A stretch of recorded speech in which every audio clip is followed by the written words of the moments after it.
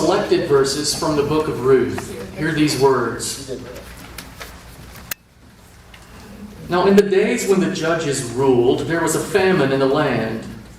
And a certain man of Bethlehem in Judah went to live in the country of Moab. He and his wife had 2 sons. The name of the man was Elimelech, and the name of his wife Naomi. And the names of his 2 sons were Mahlon and Chilion. They were Ephrathites from Bethlehem in Judah. They went into the country of Moab and remained there. But Elimelech, the husband of Naomi, died, and she was left with her 2 sons. These took Moabite wives. The name of the one was Orpah, and the name of the other was Ruth. When they had lived there about 10 years, both Mahlon and Chilion also died, so that the woman was left without her 2 sons and her husband. Then she started to return with her daughters-in-law from the country of Moab, for she had heard in the country of Moab that the Lord had considered his people and given them food. So she set out from the place where she had been living, she and her 2 daughters-in-law, and they went on their way to go back to the land of Judah. But Naomi said to her daughters-in-law, "Go back, each of you, to your mother's house. May the Lord deal kindly with you, as you have dealt with the dead and with me. The Lord grant that you may find security, each of you in the house of your husband." Then she kissed them, and they wept aloud. They said to her, "No, we will return with you to your people." But Naomi said, "Turn back, my daughters. Why will you go with me? Do I still have sons in my womb that they may become your husbands? Turn back, my daughters. Go your way, for I too am old, and I am too old to have a husband. Even if I thought there was hope for me, even if I should have a husband tonight and bear sons, would you then wait until they were grown? Would you then refrain from marrying? No, my daughters. It has been far more bitter for me than for you, because the hand of the Lord has turned against me." Then they wept aloud again. Orpah kissed her mother-in-law, but Ruth clung to her. So she said, "See, your sister-in-law has gone back to her people and to her gods. Return after your sister-in-law." But Ruth said, "Do not press me to leave you, or to turn back from following you. Where you go, I will go. Where you lodge, I will lodge. Your people shall be my people, and your God my God. Where you die, I will die. There will I be buried. May the Lord do thus and so to me, and more as well, if even death parts me from you." When Naomi saw that she was determined to go with her, she said no more to her. Naomi, her mother-in-law, said to her, "My daughter, I need to seek some security for you, so that it may be well with you. Now here is our kinsman Boaz, with whose young women you have been working. See, he is winnowing barley tonight at the threshing floor. Now wash and anoint yourself, and put on your best clothes, and go down to the threshing floor, but do not make yourself known to the man until he has finished eating and drinking. When he lies down, observe the place where he lies. Then go and uncover his feet and lie down, and he will tell you what to do." She said to her, "All that you tell me I will do." So Boaz took Ruth, and she became his wife. When they came together, the Lord made her conceive, and she bore a son. Then the women said to Naomi, "Blessed be the Lord, who has not left you this day without next of kin. And may his name be renowned in Israel. He shall be to you a restorer of life and a nourisher of your old age. For your daughter-in-law who loves you, who is more to you than 7 sons, has borne him." Then Naomi took the child and laid him in her bosom and became his nurse. The women of the neighborhood gave him a name, saying, "A son has been born to Naomi." They named him Obed. He became the father of Jesse, the father of David.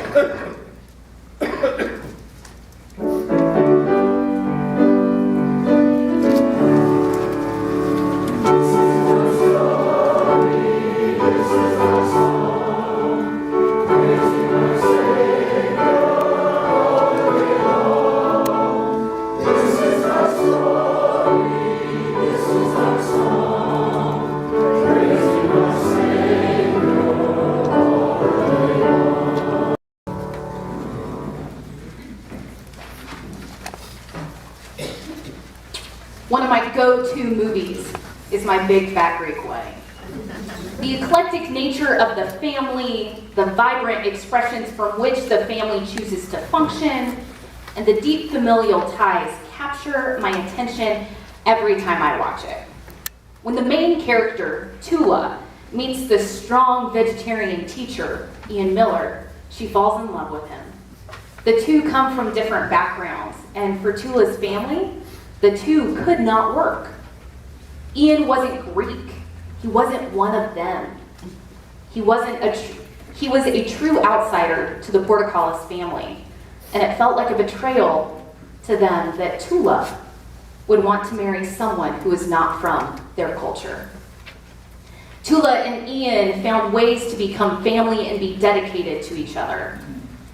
With each step, they continued to find ways to include their families and join their different cultures together, making space for every person. I think that's what I love about the movie.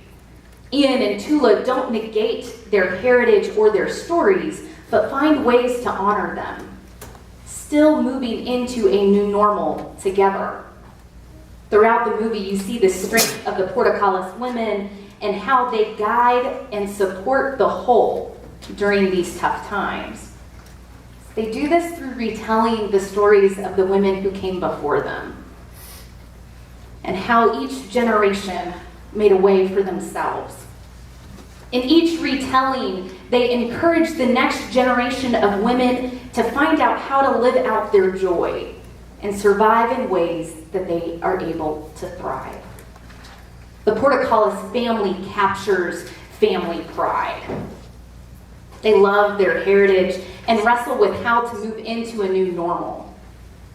As devout Greek Orthodox people, Tula's family had to figure out how to welcome the non-Greek Ian Miller into their family.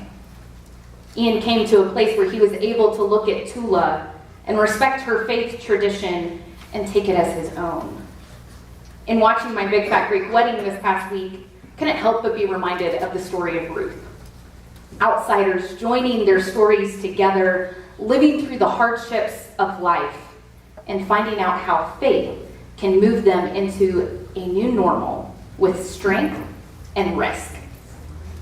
Just as the Portocalis women carried their faith to engage the outsider, the book of Ruth tells how the Israelites were carried through by two widows who lived through unbelievable odds. They were people who were unexpected and should not have carried the faith through at all, but did. Ruth and Naomi understood family pride in a way that captures it beyond anything one of my go-to movies could convey. In the story of Ruth, as Andrew just read it, we heard portions of chapters 1, 3, and 4. My favorite part of Ruth and Naomi's story is Ruth's speech of dedication and covenantal language to her mother-in-law. Where you go, I will go. Your people will be my people. Your God will be my God, and where you die, I will die. Behind that language, there's something even more remarkable to me. Ruth will be a foreigner in Naomi's land. You see, Naomi understands what it is to be a foreigner in enemy territory. She is of the Hebrew people and living in the land of the Moabites. Now Ruth will be the foreigner as she leaves her people to follow her mother-in-law. But when Naomi sends her daughter-in-laws back, she's basically saying, stay with your people. I will return to mine, and we will find some safety in our cultural norms. And Ruth in return says, no, we are family. We may not be blood, and sure, we may even be from enemy tribes, but we are still family, and we shall stay together. Orpah does as Naomi said and returns to her people. You'll notice that she's not criticized. It is understood and respected that she would return back to her family's house. There's no comparison between these three women of who was more faithful. Rather, it shows in this story how two of the three women changed our faith tradition through radical fidelity. Naomi agrees to allow Ruth to stay with her and says, "Come, I will make sure you are safe. I will find a kinsman redeemer for you, and we will make this work." Ruth journeys into a foreign land, into enemy territory, and these women find strength together. There's something about hospitality that I gravitate to in this story. Even though Ruth has nothing to give Naomi, she gives her widow mother-in-law her presence. Naomi may have lost her husband and her sons, but Ruth will not allow her to lose her as well. It was not without continued risk or struggle, though. These two women were now unprotected by cultural protections of husbands or sons. Yet they flipped everything society told them would be their future on its head and figured out how to function once again. A new normal that was beyond comprehension. Naomi keeps her word to protect Ruth by finding their next of kin for her to marry. Naomi learns that it's Boaz that is the one next of kin and ensures that Ruth knows how to approach him and initiate the possibility of marriage. It is from this unexpected marriage between Ruth and Boaz that we get King David. Ruth is the great-grandmother of King David, the line from which Jesus comes. That's not a small statement. A foreigner, an outsider, someone completely unacceptable, is the grandmother of the one who produces King David, and eventually those who produce Jesus himself. With Ruth's son, Naomi is now protected once again by society's familial protections, for she now has a grandson. The two women care for each other and defy the odds, and in doing so, carry on the faith tradition that produces God incarnate. What I appreciate about this story is it doesn't make everything pretty. This story doesn't gloss over the pain or the struggle that Ruth and Naomi went through. In our society today, it sometimes can feel like we need to gloss over the tough parts of our story. To say our pain was God's will, or that we are too blessed to be bogged down by our struggles. The story of Ruth and Naomi tells it how it was for them. Naomi leaves Bethlehem because there was no bread, which is pure irony because Bethlehem means house of bread. So her family are refugees into the foreign land of Moab. And when she is there, her husband dies. And her sons marry foreign women, which was not acceptable at the time. And then her sons die. Naomi is willing to send her only family she has left back, her foreign daughter-in-laws, back to their mother's houses. She eventually even renames herself Mara to mean bitter. The story of Ruth and Naomi is not one of joyful explanations of life's hardships. There was never a moment where they said, "In God's name," or "For God's will we do this." The only time in the first half of the story that God is even mentioned is when Ruth proclaims that a foreigner's God will become her God. You see, Yahweh was not Ruth's God, but she was willing to claim Yahweh as the God she would follow, the God she would believe in, the God she would declare her life to.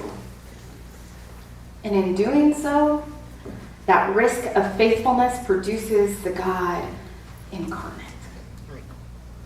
There was no promise to Ruth and Naomi that in risking community together, they would be great-great-grandmother and great-grandmother to the grand King David. There was no dismissing their pain or experience to bring about God's light. It was through the cracks of life that these women lived, and in being present with each other, God's light came through. In the unexpected faithfulness of foreigners turned family, the story of God continues. Calvary, our life right now can feel like a desert, both personally and collectively. Many of us are experiencing new normals that were not brought about by joyful experiences. Some of us have new normals because we've received new diagnoses, wondering what to do next with treatment, being let go from work, waiting for an opportunity that has yet to come, considering what the future of our life will be together, or pondering how to function in a church that may feel different than it has before. Life is not easy. And as we are in a season of storytelling, I would encourage all of us to figure out how to tell our stories the way Ruth and Naomi's stories have been captured. When times are hard, it's okay to name that times are hard. When we live in a world that tells us to protect ourselves more than figuring out how to live in radical hospitality and how that radical hospitality can bring about new beginnings. It can be a very hard time to figure out how to tell our own stories when the struggles out there seem bigger than we feel. It can be hard to know how our stories fit in it all, but may we be encouraged by the story of Ruth and Naomi, for each of your stories are worth telling. When we learn how being community to each other, allows for a new normal, we find ways to be faithful to one another, and in doing so create a collective new normal of hospitality. We're not too different than Ruth and Naomi. As we venture through this season of life, a season where there's great joy, confusion, and uncertainty, may we lean in. May we lean into one another's lives and join each other in the moments of sorrow and of jubilation. Lean in and hear the stories of this community in such a way that we get to understand who we are in this very moment as we recall our individual stories with the Passions and Perspectives ministry team. May we not just wait for somebody from that ministry team to ask about our stories. May we turn to each other and realize that each and every one of us continues the lineage of Ruth and Naomi, David and Jesus. And no matter what day it is the day that we can tell our story.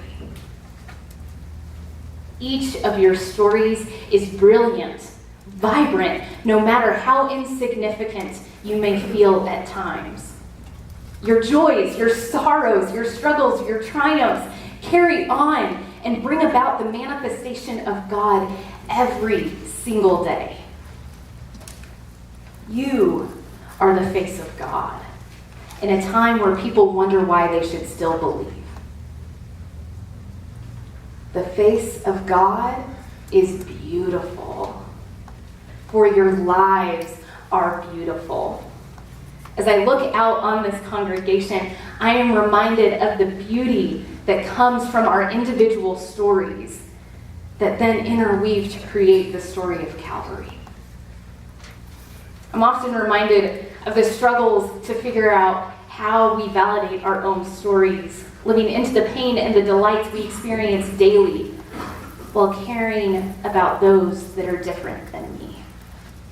Ruth and Naomi's stories were strengthened by joining together. In the story, we see two ways that they were healed.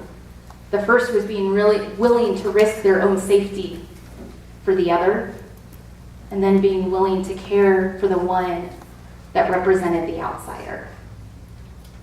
Through their community with each other, they healed from being widows at society's whims and healed from believing the outsider was worth neglecting. They became well by living life together as they honored their own stories and changed their outsider to family. As I question where I see this in my own life, whose stories do I wrestle to join with? I think through all the ways society labels and places me in categories and how often I do it to others. If I don't use the practice of confession, which allows me to acknowledge stories different than mine and find ways to share our stories together, I open myself up to the danger of giving into guilt, fear, anger, and lose the ability to see our commonality and the strength in unity. After questioning whom I need to work with to strengthen my own story by joining theirs, the first thing that stands out to me is my very skin. As I look at my skin, I can't deny that I am white, and that there are moments where I've wrestled with this skin I bear, the skin that society says gives me more power than human beings of color. I wish it didn't. I didn't ask for it. As much as I don't want the power given to me and given to the race I represent, I also don't want to live in a society that says people of color are less than, that their race means they can be trusted less, that if they just did this or did that, their worth would be acknowledged and honored. So I wrestle with my story as a white person of privilege to join the stories of Black Lives Matter. Because as a person who has never been told that I don't matter because of my race, I want to stand with those who fight to have their value acknowledged. I wrestle to loosen the fears that come with acknowledging my privilege and give way to the freedoms that come from acknowledging it and working to not perpetuate inequality. As somebody who grew up in a family that lived paycheck to paycheck, I can understand the struggle my parents made. Yet no matter how hard it was for my parents, who were not college graduates and worked multiple jobs, I can't say that I know what it is to be poor. My siblings and I were not born into systematic poverty. So as somebody who would love to say, I know what it is to be poor, I get your struggle, I can't. I can say I know what it is to see my parents struggle and give all they had to their children. And it is from the knowledge that I had privilege because I was not born into the cycle of poverty that makes me all the more passionate to figure out how we stand with our brothers and sisters who are poor, to listen to their voices and needs and ensure that we work together to guarantee they have that next step needed to dismantle the perpetual cycle of poverty. As a cisgender straight person, I want to scream that I am an ally and actively live out every chance I get. But if I ever forget that it is not my voice that needs to be heard when I'm with people of the LGBTQ community, I miss the chance to listen, the chance to stand alongside and be willing to risk my own well-being because I stand with my brothers and sisters who are sexual minorities. Because the minute I don't listen or stand with them, I am no ally. To continually find and create space where the majority of sexuality and identity is not dominating, and to ensure our brothers and sisters are not forced to assimilate to the culture of the sexual majority. If you know me, you know part of my own family pride is that I am from Czechoslovakian and Yugoslavian descent on one side and Irish and Scottish on the other. Could I have more fiery blood running through these veins? I am very proud of my heritage. I am proud of my ancestors. I am reminded, though, that my birth certificate says I am a U.S. citizen. And if I ever forget that my immigrant ancestors were the ones to bring my family here, I forget what it was for them to seek a better life. It opens me up to forget those today who wish to seek that same betterment that my ancestors sought. If I ever forget their struggle, I'm erasing what they fought for, because it's become my norm not to struggle with calling this country my home. So I share these confessions with you because they are a part of my story. The struggle to find my story as a person of privilege without giving way to fears of guilt for the societal privilege I have. My story is rooted in faith, and I could not acknowledge the privilege I was born into and the privilege I have gained over time without confession and the belief in transformative grace and love. The faith tradition I have found true to be true for me allows me to believe that grace, forgiveness, hospitality, and love are possible. For me, I just listed people that are often categorized as the other, the outsider, whether I name them as such or whether society says we should be at odds. In times when it feels like my story is threatened or insignificant, I am reminded of the story of Ruth and Naomi. If I look at people who are different than me as anything other than a child of God, other than family, even if not by blood, I miss out on a chance to be transformed. When I learn to see people as family by choice, community by risk, and it keeps me from turning inward towards apathy. As part of this community, I have to lean into each and every one of your stories and remember that you are my chosen family, community by risk. And when I live into that truth, anything is possible. Calvary, we have some healing to do. And as we do it, maybe remember that this world has some healing to do also.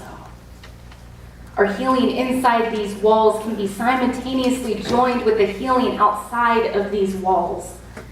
When our healing joins the healing of whoever the outsider is for each of us, whether by choice or societal proclamation, we heal both internally and externally. May I never be too comfortable that I forget that I am an outsider to somebody, that I am the other to anyone who does not look like me, does not have the same socioeconomic status, does not have the same sexual majority, does not have the same privilege, that I am the other. And may I lean into their stories, not because my story is insignificant, but because my story can no longer go on without joining their story, without joining our stories. The journey of radical hospitality and risk-taking community is built on our beautiful stories, guided by fidelity to one another. Our stories carry on the story of God. And Calvary, may our communal story be one that joins forces with the marginalized and the outcast. Let us remember that each of us at different times in our lives will experience struggle and injustice. And in those times, may we remember that our stories cannot be overshadowed when we join another story, but that our stories are amplified by joining the stories of the communities around us. As a community, we're figuring out where we go next. Regardless of our differences, I join with you in the belief that love is possible, peace is tangible, and equality values all human dignity. Calvary, you are the face of God. You do good work. Your sorrows are valid. Your experiences are true, and your faith can transform. Ruth and Naomi were not heroes in the steps they took. They simply were being faithful. But you see, they've become heroes in our faith tradition because of the mundane act of choosing family. Calvary, may we be heroes to one another as we make the mundane act of choosing one another as family. Calvary, you're a part of my community, and I am part of yours. As we lean in, let us not be afraid of the outsider. Let us realize our stories are significant, and let us realize that when we join the marginalized, we stand against apathy, and we defy the powers that be. And as we do so, we carry on the lineage of God incarnate. You are the beloved children of God.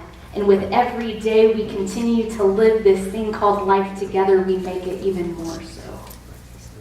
We defy what society tells us is the goal in life. Every time we look to each other and say, where you go, I will go. Your people will be my people, and your God shall be my God. Just as Ruth and Naomi defied their societies and chose to stick together, we make the choice to lean in, and we become the unexpected community for one another.